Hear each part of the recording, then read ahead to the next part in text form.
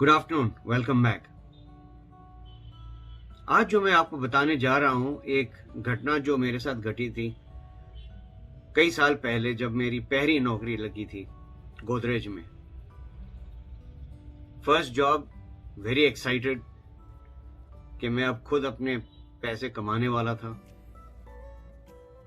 तो मैं यहाँ पर एक शोरूम है जहाँ पे मल्टीपल प्रोडक्ट्स थे गोदरेज के।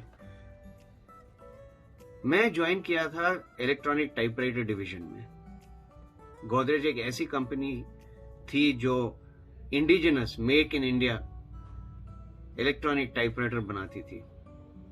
बहुत ही बड़ी, बहुत ही बल्कि, लगभग 15 केजी मेरे ख्याल से 15 किलो, 15 केजी। दिखने में भी इतनी खास नहीं थी, लेकिन काफी सॉलिड रगेड मशीन थी। और ज्यादातर हमारे जो कस्टमर्स थे वो सेंट्रल गवर्नमेंट, स्टेट गवर्नमेंट और कुछ प्राइवेट कंपनीज के थे। कुछ इंग्लिश थे के मशीन थे, कुछ इंग्लिश हिंदी के मशीन थे, और कुछ इंग्लिश तेलुगु लोकल लैंग्वेज के भी मशीन थे। हमारे कंपटीशन भी काफी थे उस वक्त। तो सब ऐसा था कि ज्वाइन किया, मेरी ट्रेनिंग होने वाली थी। मैं पहुंच गया टाइम से। जाकर मेरे बॉस थे, उनसे मैंने जाकर मिला और क्या कि सर मेरी ट्रेनिंग कहाँ पे होगी। तो उसने मुझे देखा और मुझे बोला इधर आओ। तो उसने मुझे अपने डेस्क पे ले गया, बिठाया, ड्रॉ खोला और इतनी मोटी किताब थमा दी और फिर बोला इसको पढ़ो, समझो, और रूम के उस कोने में एक मशीन पड़ी हुई है, जाओ उस पर बैठो और प्रैक्टिस करो। मैं आपको 3 दिन दे रहा हूं। 3 दिन बाद आप फील्ड में जाओगे और मशीन बेचना शुरू करोगे। मुझे तो समझ में नहीं आ रहा था कि भाई हो क्या रहा है। नया नया जवान लड़का, अभी अभी कॉलेज करके आया हूं, पहली नौकरी है।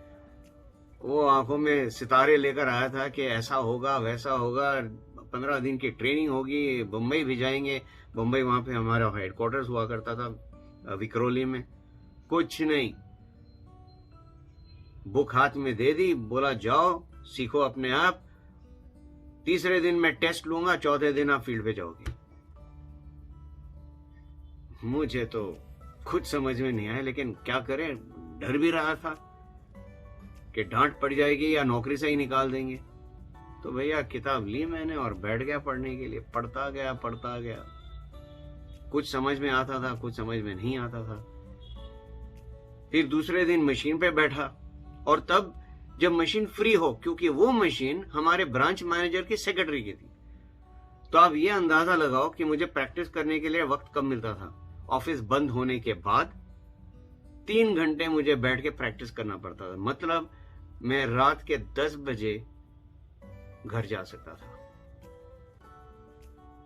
तो मैं सीखता गया और चौथे दिन पे हमारे बॉस आए और बोले चलो बताओ कैसे करोगे इसको।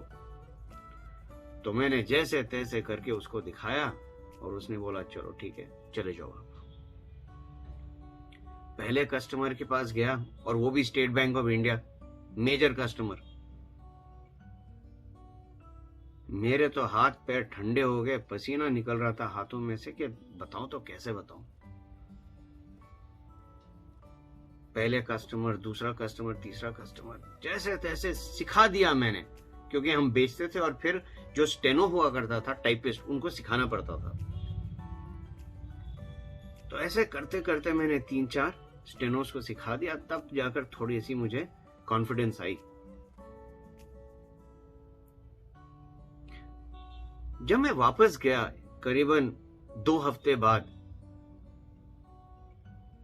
और मैंने अपने बॉस से पूछा, ऐसे सर मैं नया बंदा हूं,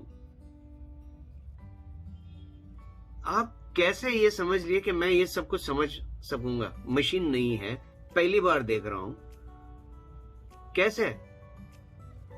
और टाइपिंग भी इतनी स्मूथ नहीं थी मेरी उस वक्त। वो 2 उंगलियों के साथ टक टक टक टक ABCD। तब उसने बताया कि देख बेटा, स्पून फीडिंग नाम सुना है? अगर मैं तेरे मम्मी या डैडी के जैसे हर एक निवाला तेरे मुंह में ढालूं तो तू सीखेगा कैसे?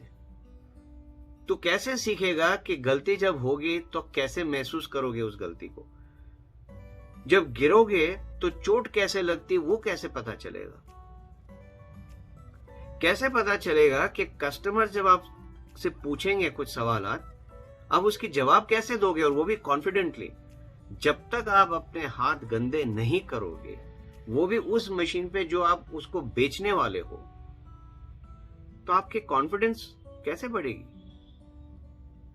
कॉन्फिडेंस तब बढ़ता है जब आप अपने हाथ गंदे करते हो। कॉन्फिडेंस जब बढ़ता है जब आप खुद गिरते हो और पता करते हो कि गिरना क्या होता है और गिरने से बचना क्या होता है। और ये सब चीज खुद करने से होता है, किसी की हेल्प से नहीं, और डेफिनेटली स्पून फीडिंग से तो नहीं होता है। एक बहुत ही इंपॉर्टेंट लेसन मैंने सीखी है, जब तक खुद ना करो आपको पता नहीं चलेगा कि आप किस चीज से डील कर रहे हो। जब तक आप खुद अपने हाथों को गंदा नहीं करते हो, वो फीलिंग, वो टच एंड फील जो बात होती है, वो आपको पता नहीं चलेगा। और टच और फील दोस्तों बहुत इंपॉर्टेंट होती है जिंदगी में। महसूस करना, परखना, समझना, और उसके बाद एक डिसीजन लेना कि क्या ये चीज करनी चाहिए या नहीं करनी चाहिए, क्या कुछ चीज के बारे में बोलना चाहिए या नहीं बोलना चाहिए, और अगर करना हो या बोलना हो कितना। गौर फरमाइए इस बात पर।